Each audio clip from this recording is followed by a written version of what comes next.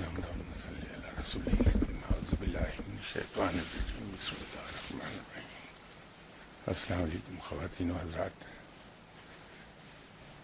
رب تعالی ایسی سچائی ہے جسے دنیا کے تمام مذاہب مانتے ہیں، خواہ وہ مذاہب الہامی ہیں یا انسان کے بنائے ہوئے، لیکن سبھی رب تعالیٰ کو مانتے ہیں. حتیٰ کہ وہ حضرات جو یہ کہتے ہیں کہ معاذ اللہ رب موجود ہی نہیں ہے، وہ بھی اس کو قوت کے رنگ میں مانتے ہیں. ہم لوگ رب تعالیٰ کہتے ہیں، اسے اللہ تعالیٰ کہتے ہیں، کچھ لوگ اسے گاڈ کہہ دیتے ہیں، کچھ اسے اوپر والا کہتے ہیں، کچھ اسے ایٹرنیٹی کہتے ہیں، اور کچھ اسے پاور. لیکن مقصد ان سب کا ایک ہی ہوتا ہے، وہ ہے رب تعالیٰ. دنیا کی تخلیق جو ہوئی یونیورس کی، اگر ہم گہری نظر سے مطالعہ کریں دوسرے مذاہب کا، تو ایک بڑی حیران کن چیز دکھائی دیتی ہے کہ تقریباً سبھی مذاہب، میں سائنٹسٹ کی بات نہیں کرتا، سبھی مذاہب ایک ہی بات کو مختلف رنگ میں بیان کرتے ہیں. جسے ہم اسلام میں یہ کہتے ہیں کہ رب تعالیٰ نے ایک لفظ کن کہا اور اگلے 6 دن اور 6 راتوں میں کائنات وجود میں آ گئی. ہندوازم کا مطالعہ کیجیے تو یہ میرے لیے تو خاصی حیرت کی بات تھی کہ ان کی مذہبی کتابوں میں بھی کائنات کی تخلیق کچھ اسی طرح کہی گئی ہے. ہم لفظ کن کہتے ہیں، ہندوازم میں یہ کہتے ہیں کہ اللہ تعالیٰ آل ٹائم پاورفل تھا، آل ٹائم گلوریس تھا، اور رب تعالیٰ نے یہ چاہا کہ میری مینیفیسٹیشن ہو. تو اس کی یہ خواہش عملی صورت اختیار کر گئی، رب نے چاہا اور وہ ہو گیا. ہم اسلام میں یہ کہتے ہیں کہ رب جو چاہتا ہے وہ ہو جاتا ہے.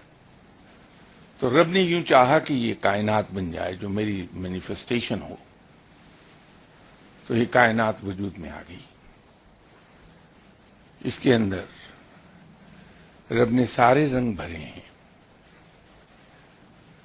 اس کو یک رنگ نہیں کیا. حالانکہ یہ اس کی قدرت سے باہر نہیں تھی بات، کہ اگر رب تعالیٰ چاہتا تو سبھی لوگ یہاں نیک ہو جاتے، نیکی کا چرچا ہوتا چاروں طرف.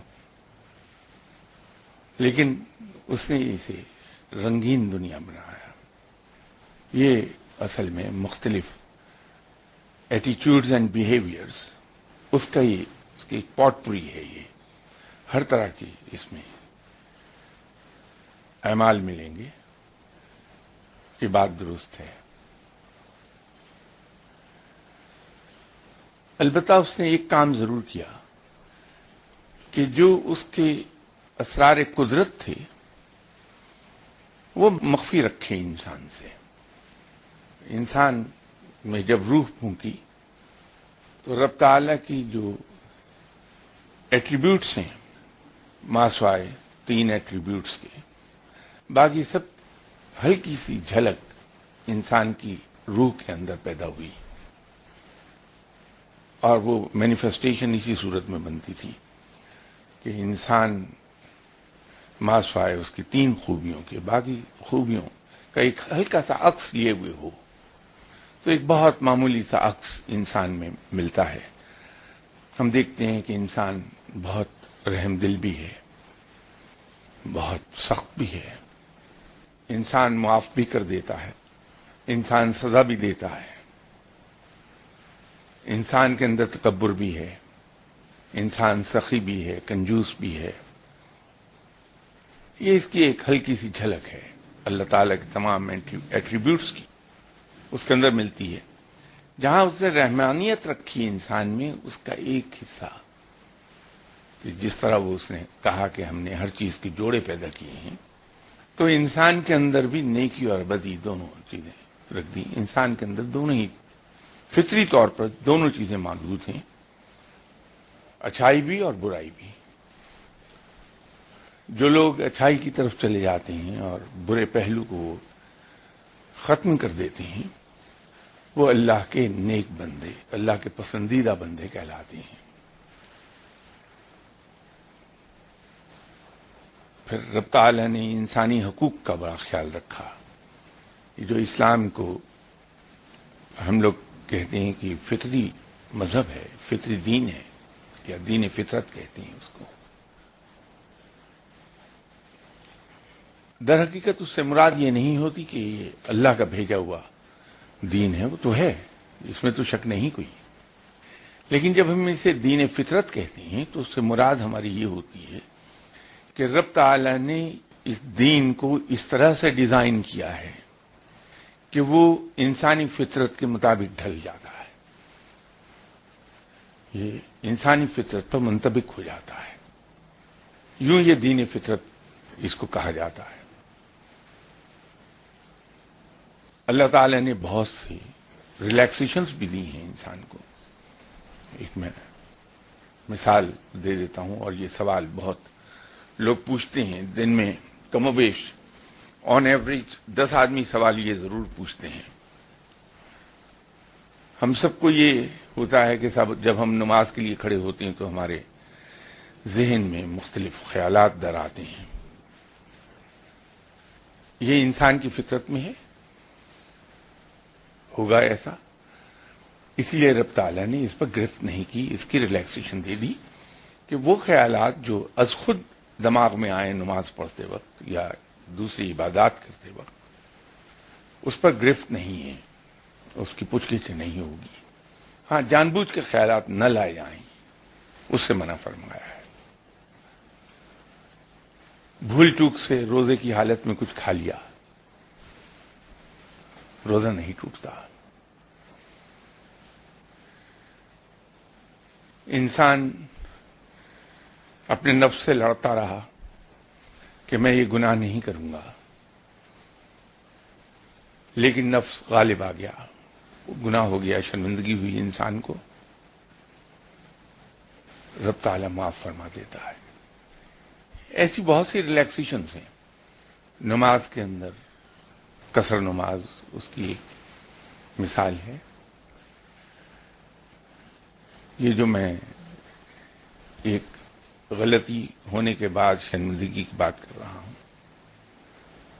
ایک صاحب بہت نیک آدمی تھے، بہت ہی متقی پرہیزگار. جب سے پیدا ہوئے تھے کبھی کوئی نماز ایسی نہیں پڑھی جو جماعت کے ساتھ نہ ہو. باجماعت نماز ادا کرتے تھے جب سے ہوش سنبھالا. سادہ زندگی تھی.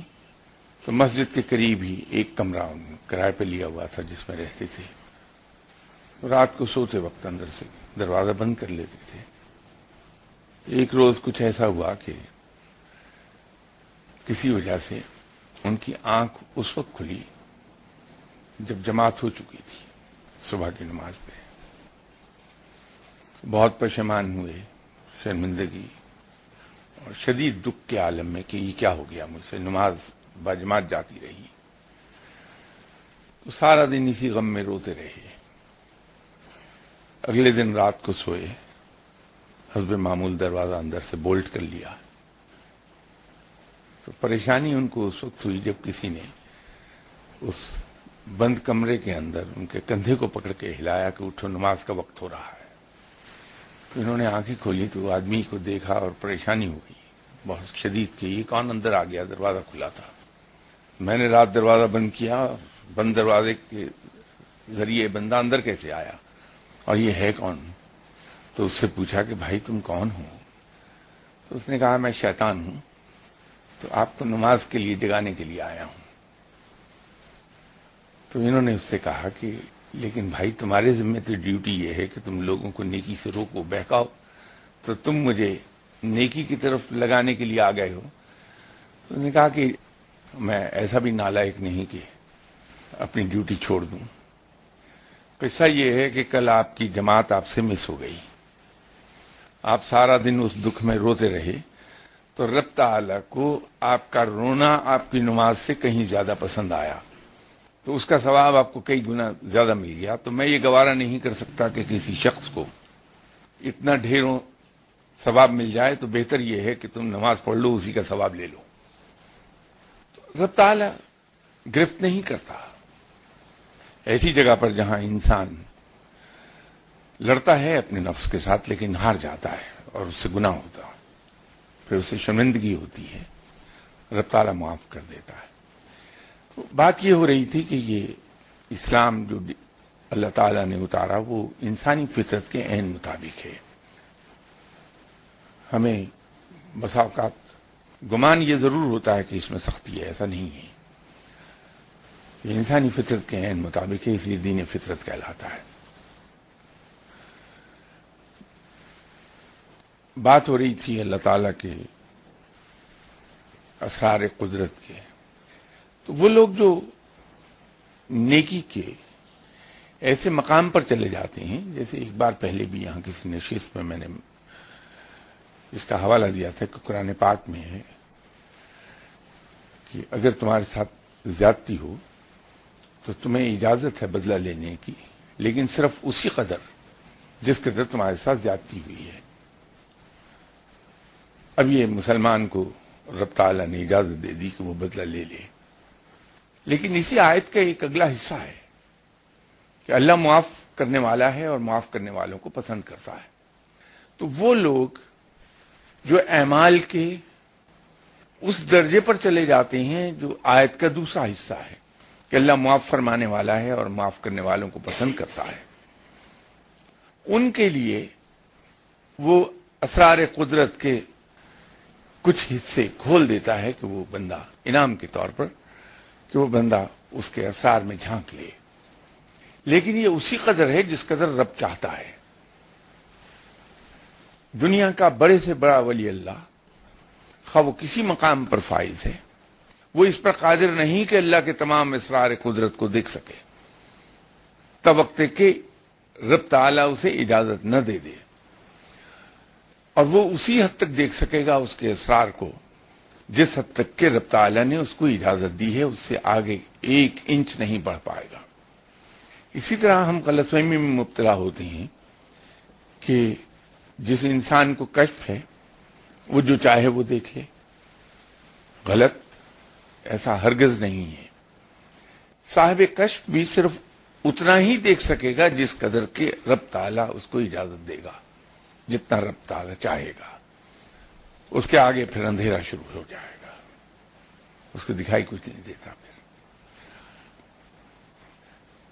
یہ جو مقام ہے اللہ کی دوستی کا یا اللہ کے پسندیدہ ہونے کا, یہ مقام بالکل اسی طرح ہے جیسے بونس ہے. سیلری مزدور کا حق ہے جو کام کرتا ہے, لیکن آنرریا یا ایوارڈ یہ اس کے امپلائر کا حق ہے کہ وہ یہ فیصلہ کرے کہ امپلائی نے کیسا کام کیا ہے, تو وہ جس قدر چاہے اسے آنرریا یا ایوارڈ اسے دے دے, وہ حق نہیں ہے. تو اسی طرح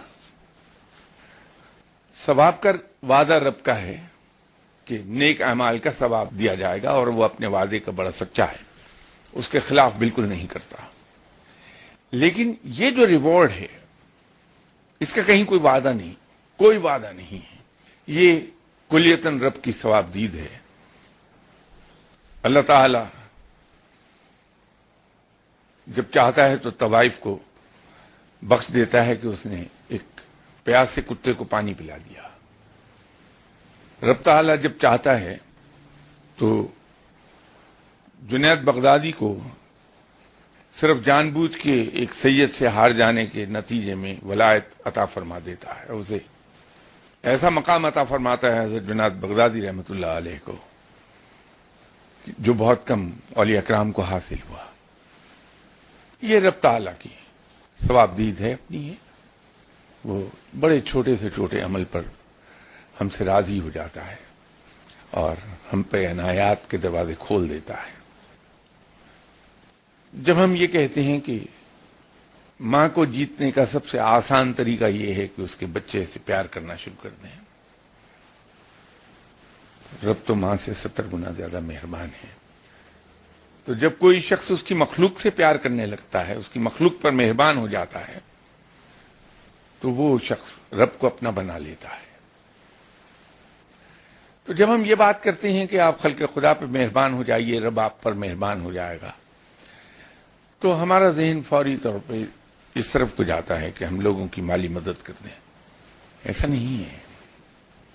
آپ دوسروں کو چھوٹی سے چھوٹی سہولت وہاں پہنچائیے، ہم اس کی مخلوق کے لیے چھوٹے سے چھوٹا کام کر دیں، حتیٰ کہ اس کی مخلوق کے ساتھ مسکرا کے بات کر لیں، رب کو یہ بھی بہت پسند ہے۔ اگر ہم اپنی باری کسی کو دے دیتے ہیں کہ صاحب آپ آ جائیے، آپ پہلے چلے جائیے، یہ ہم نے سہولت وہاں پہنچا دی ہے اس کے ایک بندے کو۔ اللہ کا کوئی بندہ کسی وجہ سے ناراض ہے اور راستے میں ہم مل گئے تو اس نے ہمیں گالی دے دی، تو جواب میں اگر ہم مسکرا دیے صرف، تو اللہ تعالیٰ اس برداشت کو نواز دے گا، اس برداشت پر انسان کو، اس لیے کہ سنت رسول صلی اللہ علیہ وسلم ہے۔ آپ صلی اللہ علیہ وسلم نے کبھی کسی شخص کو سخت بیانی کے جواب میں سخت جواب نہیں دیا۔ ایک عجیب ہمارا رویہ ہے۔ دعویٰ مجھے بھی ہے کہ میں آپ صلی اللہ علیہ وسلم کا امتی ہوں، یہ دعویٰ مجھے ہے کہ میں آپ صلی اللہ علیہ وسلم سے بہت پیار کرتا ہوں، لیکن عجیب بات ہے کہ اس دعوے کے باوجود میں آپ صلی اللہ علیہ وسلم کی سنت پر عمل نہیں کر پاتا۔ چھوٹی سے چھوٹی سنت بھی میں اگنور کر دیتا ہوں، حالانکہ آپ صلی اللہ علیہ وسلم کی حیات طیبہ ازبر ہے ہم میں سے ہر ایک کو۔ جو ایک بار پڑھ لے آپ صلی اللہ علیہ وسلم کی حیات طیبہ، وہ اسے ازبر ہو جاتی ہے، اور میں یہ کہتا ہوں کہ یہ آپ صلی اللہ علیہ وسلم کا معجزہ ہے کہ آپ صلی اللہ علیہ وسلم کی حیات طیبہ جس نے ایک نظر پڑھ لی، ایک نظر دیکھ لی اس کو، وہ پھر اسے بھولے گا کبھی نہیں، وہ یاد رہتی ہے۔ لیکن جب میں زندگی کے میرے رویے، چاہے وہ دفتری معاملات ہوں، چاہے وہ میری فیملی کے معاملات ہوں، چاہے میرے سوشل معاملات ہوں، کسی سنت پہ میں عمل نہیں کرتا، اور اس کے باوجود دعویٰ ہے مجھے کہ میں آپ صلی اللہ علیہ وسلم سے پیار بہت کرتا ہوں۔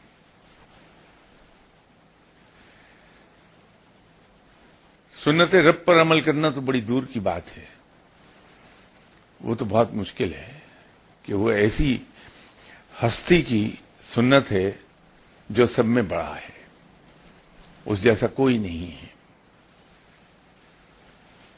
لیکن آپ صلی اللہ علیہ وسلم کی حیات طیبہ تو ہمارے لیے نمونہ تھی، وہ تھی ہی نمونہ اس لیے کہ ہم اس پہ عمل کر لیں اور اس کی پیروی کر جائیں۔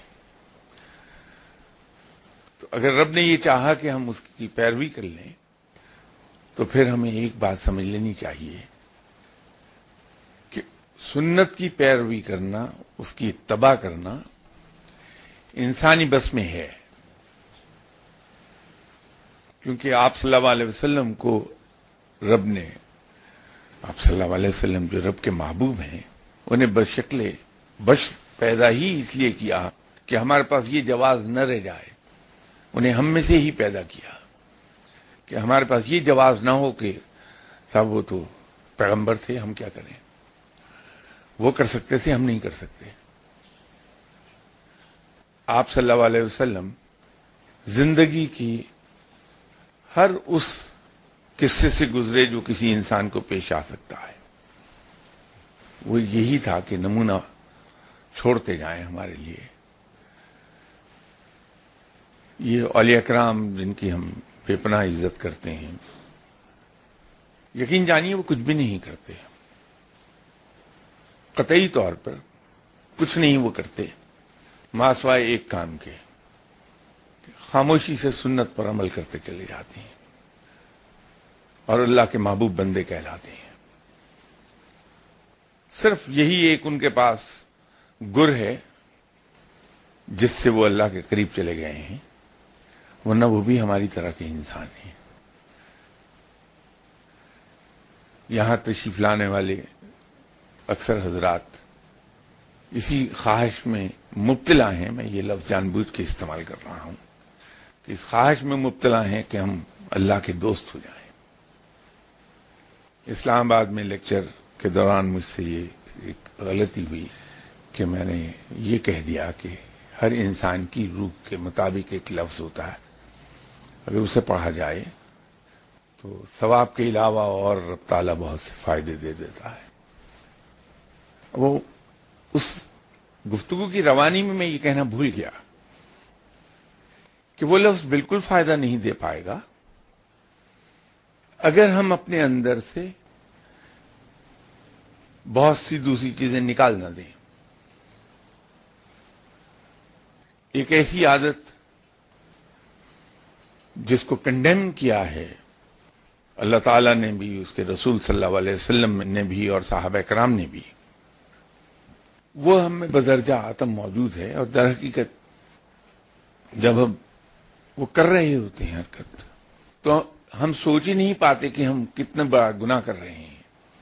وہ یہ ہے کہ ہم اپنے سب بھائیوں کے بارے میں اس کی غیر موجودگی میں کامنٹ کرتے ہیں، اور ایسے کامنٹ کرتے ہیں جو بڑے ڈیمیجنگ ہوتے ہیں اس شخص کے لیے۔ یہ غیبت ہے، اور غیبت سے رب تعالیٰ نے بڑی شدت سے منع فرمایا ہے، آپ صلی اللہ علیہ وسلم نے بڑی شدت سے اسے منع فرمایا ہے۔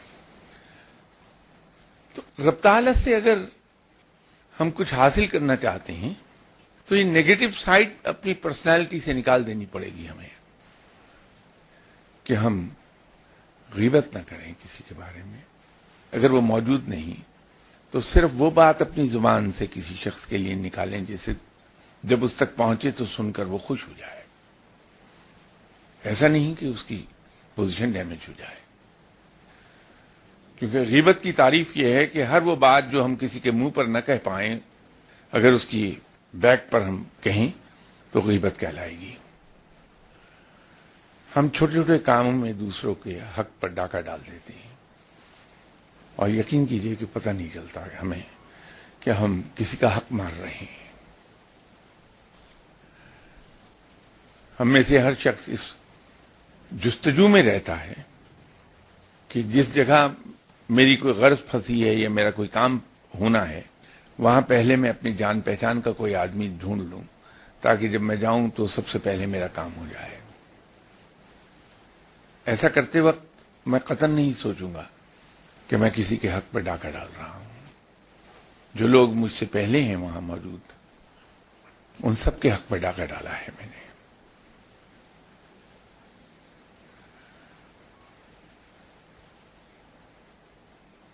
ابھی کوئی صاحب مجھ سے بار بار دعا کے لیے کہہ رہے ہیں کہ گزشتہ کئی ہفتوں سے، اور وہ مسئلہ ان کا کیا ہے کہ وہ کسی صاحب کے کرایہ دار ہیں اور مالک مکان نے ان سے کہا کہ ایگریمنٹ میں 1 مہینے کا نوٹس ہے، لیکن آپ کی سہولت کے لیے میں آپ کو 3 مہینے کا نوٹس دے رہا ہوں، یہ گھر مجھے چاہیے ہوگا، آپ اسے براہ کرم خالی کر دیجیے۔ اب جب سے وہ صاحب آ رہے ہیں میرے پاس، میں انہیں ایک بات سمجھا رہا ہوں کہ یہ مالک مکان کا حق ہے کہ وہ مالک ہے اس مکان کا۔ آپ نے اس کے ساتھ جو معاہدہ کیا ہے وہ یہ تھا کہ 11 مہینے کا معاہدہ ہے اور 1 مہینے کا نوٹس ہے، اگر اس کو ٹرمینیٹ کرنا چاہے تو۔ وہ آپ کے ساتھ اچھائی کر رہا ہے کہ 3 مہینے کا نوٹس دے رہا ہے۔ اب وہ صاحب یہ چاہتے ہیں کہ دعا یہ کر دی جائے کہ مالک مکان انہیں مکان سے نہ نکالے۔ میں یہ سمجھتا ہوں کہ یہ ہم حق مارتے ہیں کسی کا۔ تو یہ چھوٹی چھوٹی باتیں ہیں جو جہاں ہم سے کوتاہیاں ہوتی رہتی ہیں. ان کوتاہیوں کی موجودگی میں وہ لفظ کتنا ہی ہم پڑھ لیں ہم کسی منزل پر نہیں پہنچیں گے، کیونکہ یہ اتنے بڑے ڈریگ ہیں ہمارے لیے، اتنے بڑے لنگر بندھے ہیں ہمارے ساتھ کہ یہ ہمیں زمین سے اٹھنے ہی نہیں دیتے. تو اگر عبادات سے ہم یہ چاہیں کہ ہم رب کے پسندیدہ بندے ہو جائیں تو عبادات کے ساتھ ساتھ ہمیں نیکی کی طرف جانا ہوگا. بغیر نیکی کی طرف گئے ہم اللہ کے پسندیدہ بندوں میں نہیں شمار ہو پائیں گے. اور نیکی کی مختصر ترین تعریف جو میں نے پہلے بھی یہاں ایک دو بار عرض کی وہ یہ ہے کہ اپنی ذات پر دوسرے کی ذات کو ترجیح دے دینے کا نام نیکی ہے، خواہ وہ کسی پہلو سے کیوں نہ ہو. جب تک ہم یہ نہیں کریں گے ہمارا فرض تو پورا ہو جائے گا، اس کا ثواب بھی مل جائے گا، لیکن اس سے اگلے مقامات جس کی ہم خواہش کرتے ہیں وہ ہمیں حاصل نہیں ہوں گے.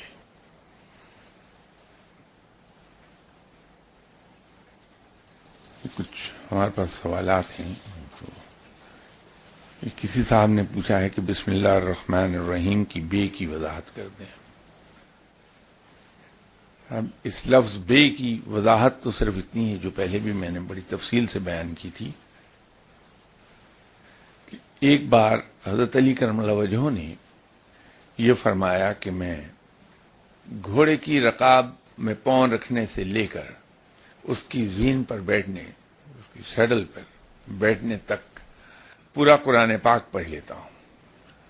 اب 30 سپاروں کی تلاوت، وہ بھی اس طرح کہ ہر لفظ علیحدہ علیحدہ ادا ہو، کیونکہ حضرت علی کرم وجہ تو اس طرح نہیں پڑھیں گے جیسے ہم پڑھ لیتے ہیں کہ سمجھ کچھ نہیں آتا کہ بول کیا رہے ہیں ہم. وہ انسانی بس میں نہیں ہے. وہ جو 3 سیکنڈ یا 4 سیکنڈ لگتے ہیں رکاب میں پاؤں رکھنے سے لے کے زین میں بیٹھنے تک، وہ یہی تھا کہ قرآن پاک پورے کا پورا سمویا ہے سورہ فاتحہ میں، الحمد شریف میں،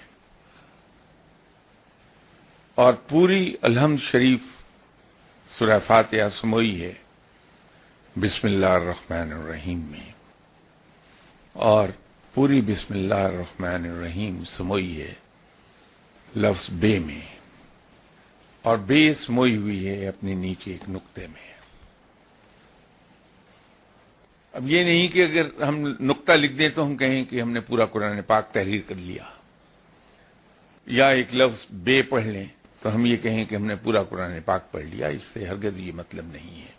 دراصل وہ جو نقطہ ہے وہ بڑے قاف کے ساتھ نہیں، چھوٹے قاف کے ساتھ ہے، جس کو ہم کہتے ہیں گر کی بات، کہ اس نے کمال نقطے کی بات کہی ہے، وہ چھوٹے قاف سے لکھا جاتا ہے. یہ نقطہ وہ، اس سے مراد وہ نقطہ ہے کہ جس شخص نے قرآن پر غور و فکر شروع کر دیا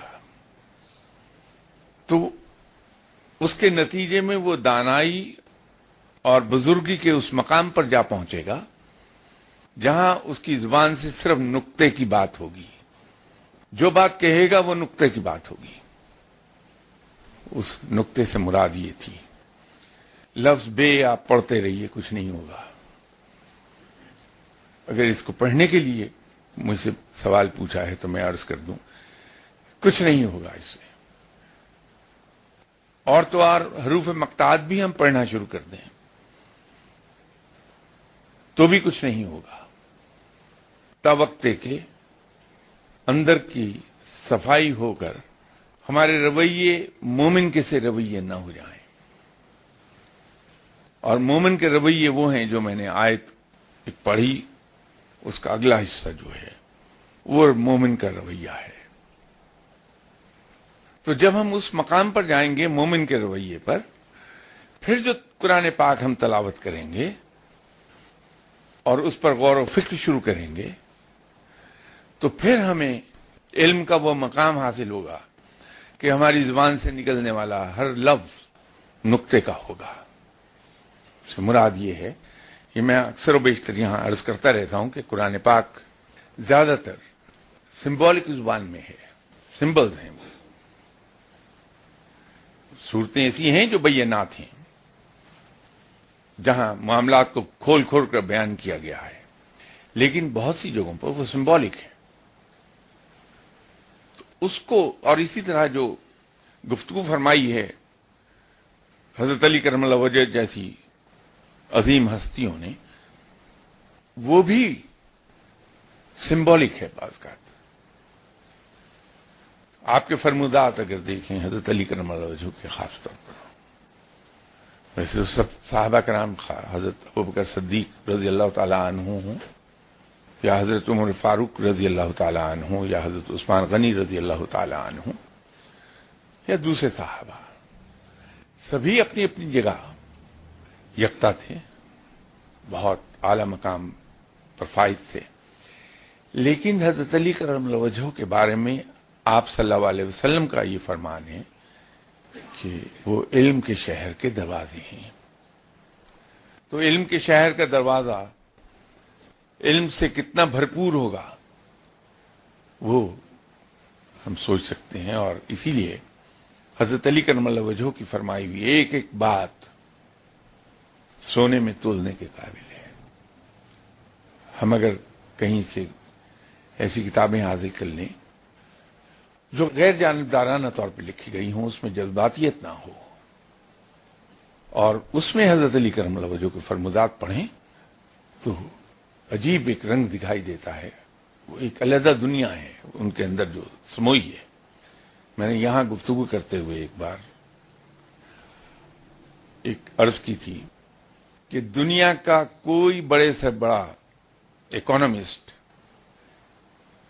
غربت کو ختم کرنے کا فارمولا نہیں دے سکا جو حضرت علی کرم اللہ وجہ نے 1400 سال پہلے ایک جملے میں دیا تھا، صرف ایک جملہ. اور وہ کیا تھا؟ یہ غربت مٹانے کا بہت نادر الوجود قسم کا فارمولا ہے. حضرت علی کرم اللہ وجہ نے فرمایا کہ میں نے اپنے اخراجات اتنے کم کر لیے کہ میں امیر ہو گیا. لیجیے، غربت مٹا دی حضرت علی کرم اللہ وجہ نے. یہ عقل و دانش ہے حضرت علی کرم اللہ وجہ کی. یہ جو بیان تھا حضرت علی کرم اللہ وجہ کا کہ میں قرآن پاک پورے کا پورا تلاوت کر لیتا ہوں، گھوڑے کی رکاب میں پاؤں رکھنے سے لے کر اس کی سیڈل میں بیٹھنے تک، غلط نہیں ہے. وہ بسم اللہ الرحمن الرحیم پڑھتے تھے. یہ کسی غیر ملک سے آیا ہوا سوال ہے کہ mister Shah, I would like to ask whether it's possible to follow and benefit from tariqat of a certain peer by suhbat but not being bad to him if one is in search of Peer Kamil. اب اس موضوع پہ تقریباً ہر نشست میں بات ہوتی ہے. یہ بیعت کے بارے میں معلوم نہیں ہم اتنے زیادہ ریجڈ کیوں ہیں. اگر کہیں سے اللہ کا کوئی بندہ ہمیں علم بغیر اپنا پابند کیے دے سکتا ہے اور دیتا ہے, ولنگ ہے, تو کیا ضرورت ہے کہ ہم بیعت کے قصوں میں پڑ جائیں. اگر کوئی یہ کہتا ہے کہ صاحب آپ تشریف لائیے, بیٹھیے, جو کچھ میرے پاس ہے وہ حاضر ہے آپ کے لیے, جو اللہ نے تھوڑا بہت علم مجھے عطا فرمایا ہے وہ حاضر ہے, لے لیجیے, تو ہم پھر بیعت کے قصوں میں کیوں پڑھنا چاہتے ہیں. سوال کا جو ڈائریکٹ جواب ہے وہ تو یہ ہے کہ یہ بالکل ممکن ہے. اس کی میں آپ کو ایگزامپل ایک یوں دے دوں کہ اگر آپ کے والد آپ کو اپنے پاس بٹھا کر یہ بتا رہے ہوں کہ بیٹا صبح اگر 4 بجے تم اٹھ جاؤ اور جسم پر تیل کی مالش کر کے باڈی بلڈنگ کلب میں جا کے یہ ایکسرسائز کرو, یہ ویٹ اٹھاؤ, تو تمہارے مسلز ڈیولپ ہو جائیں گے, تمہاری باڈی بہت اسٹرانگ ہو جائے گی, بہت ٹرم ہو جائے گی, خوبصورت باڈی ہوگی. اور یہی گفتگو اس کمرے کے باہر سنائی دے رہی ہے، اور وہاں ایک گزرتا ہوا لڑکا کھڑا ہے جو پاسر بائی تھا، اور وہ اسے اوور ہیئر کرتا ہے اور اس پر عمل کر لیتا ہے۔ تو جس کو وہ بات کہی گئی ہے، اگر وہ عمل کرے گا تو اس کو بھی وہی بینیفٹ مل جائے گا، اور جو پاسر بائی تھا جو بات سن کر رک گیا اور پوری بات سن کر گیا ہے، جا کے اس پہ عمل کر لیا ہے، اس کو بھی وہی بینیفٹ ملے گا۔ بات تو یہاں علم اور اس پر عمل کی ہے۔ علم کے بھی دو حصے ہیں، یا یوں کہیے کہ علم کی تعریف ایک اور بھی ہے۔ اگر میں پڑھتا ہوں کچھ چیز، کہیں سے سنتا ہوں، دیکھتا ہوں، تو وہ میرے ذہن میں سٹور ہوتی ہے، اور میں بوقت ضرورت وہ زبان سے ادا بھی کر دیتا ہوں دوسروں کے سامنے۔ تو وہ علم نہیں ہوگا، وہ صرف معلومات ہوں گی، اور میری حیثیت صرف اس کتاب کی سی ہوگی جس میں دنیا بھر کا علم لکھ دیا گیا ہے کہ جو چاہے کتاب کو اٹھا کر پڑھ لے، میں ایک کتاب ہوں۔ لیکن اگر انہی معلومات کو، اسی انفارمیشن کو میں نے لیا، ڈائجسٹ کیا اور اس پر عمل کر لیا، تو وہ علم ہو گیا۔ اس لیے کہ اس پر عمل کرنے سے میرے اندر تبدیلیاں واقع ہو جائیں گی۔ میں کسی اسکول میں جاتا ہوں، وہاں دیوار پر بچوں کے بینیفٹ کے لیے لکھا ہے کہ ہمیشہ سچ بولو، یا لکھا ہے کہ پہلے تولو پھر بولو۔ اب میں نے اسے پڑھا، ایک نئی چیز مجھے معلوم ہو گئی، اور وہ میرے ذہن میں سٹور ہو گئی۔ یہ معلومات ہیں، میری معلومات میں اضافہ ہوا ہے۔ لیکن اگر اس کو میں نے پڑھا اور اس پر عمل کر لیا تو میری شخصیت میں تبدیلی آ گئی، کہ میں جھوٹ چھوڑ کے سچ بولنے لگا، یا بغیر سوچے سمجھے بولنے کی بجائے میں پہلے اس کو پرکھنے لگا پھر بولنے لگا، تو میری شخصیت میں تبدیلی آئی، میرے رویے میں تبدیلی آ گئی ہے۔ یہ علم ہے۔ تو جب ہم کسی اہل علم کی محفل میں بیٹھتے ہیں، وہاں جو کچھ دیکھتے ہیں، ہم جو کچھ سنتے ہیں، اگر اس کو ہم نے سٹور کیا اپنے دماغ میں اور پھر اس پر عمل کر لیا، تو یہ علم حاصل کر لیا آپ نے۔ لیکن اگر ہم سبحان اللہ اور واہ واہ کر کے اٹھ گئے، ہمارے اندر کوئی تبدیلی واقع نہ ہوئی، تو ہم نے صرف معلومات اکٹھی کی ہیں۔ یہ بھی میں عرض کر دوں، جن صاحب نے یہ سوال پوچھا ہے ان کے بینیفٹ کے لیے، کہ روحانیت میں علم عام طور پر لیکچرز کے ذریعے ٹرانسفر نہیں ہوتا۔ اہل اللہ یا اہل علم، صاحبان علم بہت کم کھلتے ہیں، لیکن ان کی صحبت میں جب ہم بیٹھے ہوتے ہیں تو جو کچھ وہ کرتے ہیں وہ بذات خود علم ہے۔ بالکل ایسا ہے کہ اگر ایک صاحب یہاں سے ریگل گئے ہیں پیدل، ہم اگر ان کے فٹ پرنٹس پر پاؤں رکھ کے چلیں گے، جہاں جہاں ان کے پاؤں کے قدموں کے نشان ہیں ان کے اوپر پاؤں رکھ رکھ کے چلتے جائیں گے، تو لا محالہ ہم بھی ریگل جا پہنچیں گے۔ تو جہاں ہم جا کے بیٹھتے ہیں، اگر وہ اہل اللہ کی محفل ہے یا کسی صاحب علم کی محفل ہے، تو وہاں ہم آبزرو اگر کریں گے تو زیادہ تیزی کے ساتھ علم پک کریں گے۔ ہم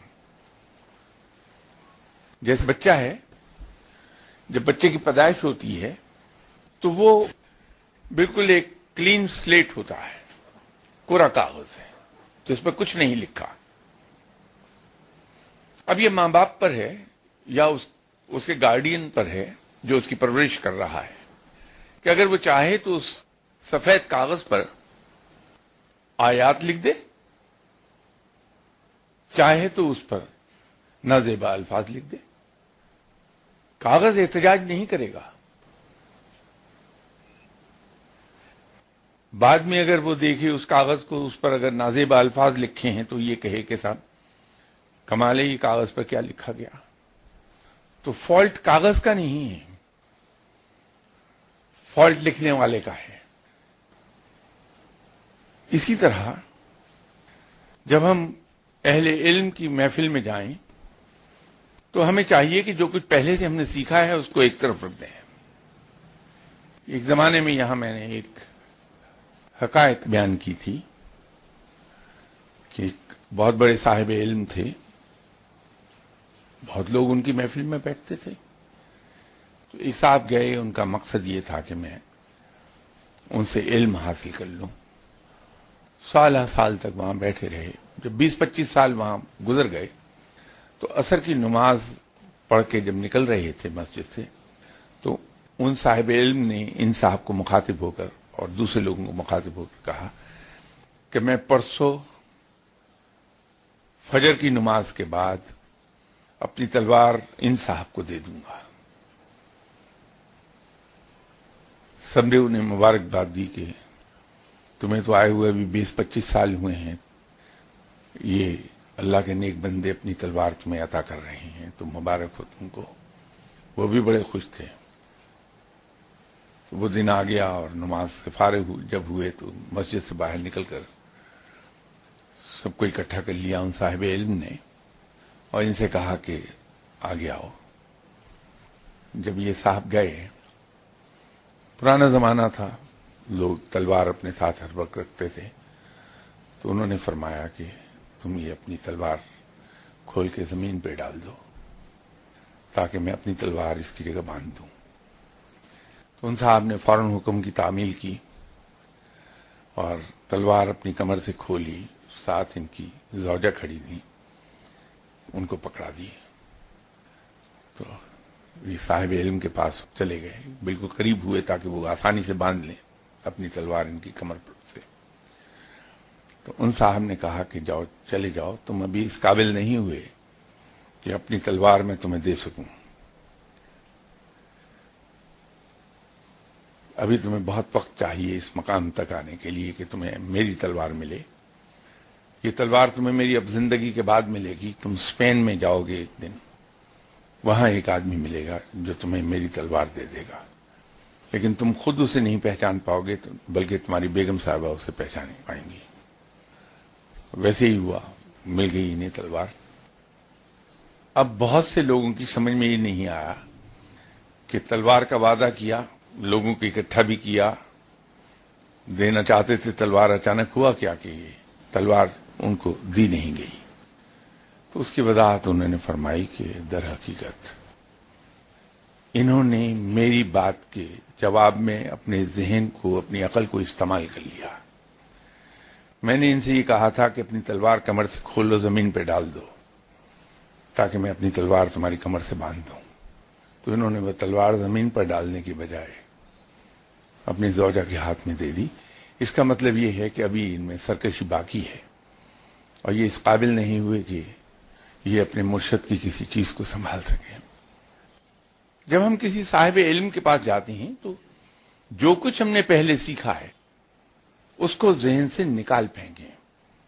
ایک بالکل کلین سلیٹ لے کر جائیں، اس کورے کاغذ کی طرح، ایک بچے کی طرح جو پیدا ہوا ہے، تاکہ اس صاحب علم کی طرف سے دیا گیا علم آپ کے ذہن پر نقش ہوتا جائے اور وہاں پہلے لکھی ہوئی چیزوں سے گڑبڑ نہ ہونے پائے.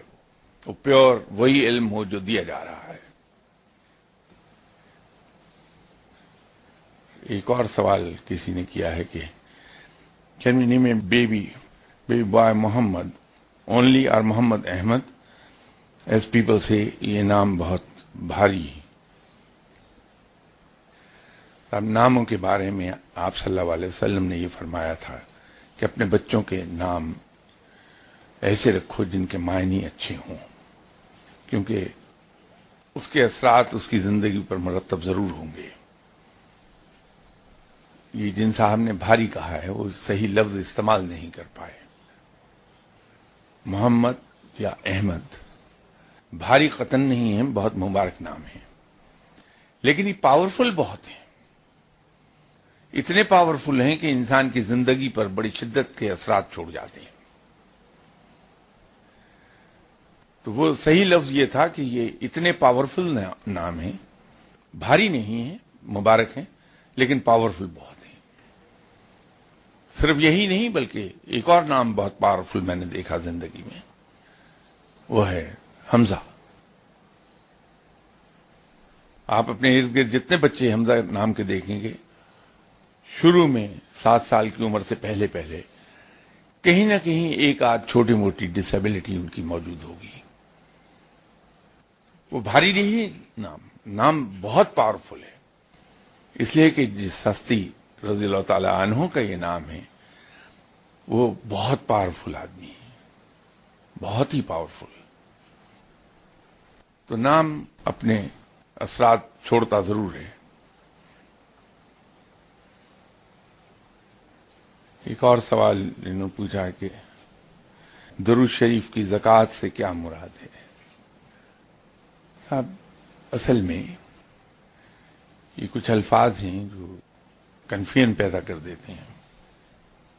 ہر ذکر جو ہم کرتے ہیں اس کی 2 تعداد ہوتی ہیں، ایک ذکر صغیر ہے، ایک ذکر کبیر ہے. دور صغیر ہے، دور کبیر ہے، اس کو جس طرح آپ کہنا چاہیں بات ایک ہی رہے گی. جب ہم اس تعداد پر پہنچتے ہیں تو یہ کہا جاتا ہے کہ اس کی زکوٰۃ ادا کر دی گئی. یہ تو انصاف کے سوال کا جواب میں نے دے دیا، لیکن ذاتی میری رائے یہ ہے کہ آپ صلی اللہ علیہ وسلم کے ہم پر احسانات ان گنت ہیں، بے پناہ احسانات ہیں آپ صلی اللہ علیہ وسلم کے ہمارے اوپر، اور وہ احسانات کی بارش آج بھی جاری ہے، وہ ختم نہیں ہوئی ہے، جاری و ساری ہے. تو جب ہم بغیر گنے آپ صلی اللہ علیہ وسلم سے ان کے احسانات وصول کر رہے ہیں تو میرے نزدیک یہ جائز نہیں کہ درود شریف آپ پر گن کر بھیجا جائے، بغیر گنتی کے پڑھا جانا چاہیے اسے. یہ میری ذاتی رائے ہے، احسان مندی کا تقاضا یہی ہے. کیونکہ درود شریف کیا ہے؟ آپ صلی اللہ علیہ وسلم کو درود کی ضرورت نہیں کہ ہم ان پر درود بھیجیں، وہ ان سے بہت بے نیاز اور بڑی بلند ہیں. اس سے ہم جو درود شریف پڑھتے ہیں تو اس کے پیچھے ایک ایکنالجمنٹ ہوتی ہے آپ صلی اللہ علیہ وسلم کے اس احسان کی کہ آپ صلی اللہ علیہ وسلم نے اپنی ذات پر تکالیف اٹھا کر ہم تک اللہ کا سچا دین پہنچایا، اسی طرح جیسے آپ پر نازل فرمایا گیا تھا. اور دوسرا آپ صلی اللہ علیہ وسلم کا احسان یہ ہے کہ اپنی حیات طیبہ ہمارے پاس نمونے کے لیے چھوڑ دی کہ ہم اس کی پیروی کر کے اللہ تک جا پہنچیں، رب کو پالیں.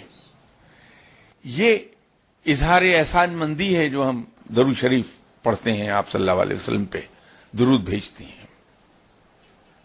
تو جس طرح سے آپ صلی اللہ علیہ وسلم کے احسانات ہم پر انگنت ہیں، تو کم سے کم ہم انگنت درود شریف تو نہیں بھیج سکتے، اس قابل نہیں ہیں، لیکن گنے نہیں ہم درود شریف پڑھتے وقت.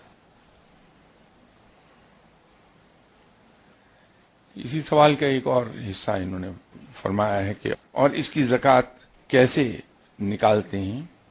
کیا ہر درود شریف کی زکوٰۃ مختلف ہوتی ہے؟ اصل میں زکوٰۃ ان حروف کی ہے جس سے درود شریف کو فارمولیٹ کیا گیا ہے. چونکہ ائمہ کرام نے مختلف درود شریف ہم تک پہنچائے ہیں، ان میں مختلف حروف استعمال ہوئے، الفاظ نہیں، حروف. تو زکوٰۃ اس کے مطابق ہو جائے گی. یا تو اگر انہوں نے لکھ دیا ہوتا کہ کون سا درود شریف، تو میں اس کی تعداد بتا دیتا کہ کم سے کم اتنی تعداد. اس کے دور صغیر وہ یہ ہے اور دور کبیر اس کا یہ ہے. بہرحال اگر وہ جب یہ سنیں تو مجھے لکھ بھیجیں، پھر میں نیکسٹ سنڈے انشاءاللہ اس کا جواب بھی دے دوں گا. آپ سے اجازت چاہتا ہوں. بشرط زندگی آئندہ اتوار ملاقات ہوتی ہے آپ سے. السلام علیکم.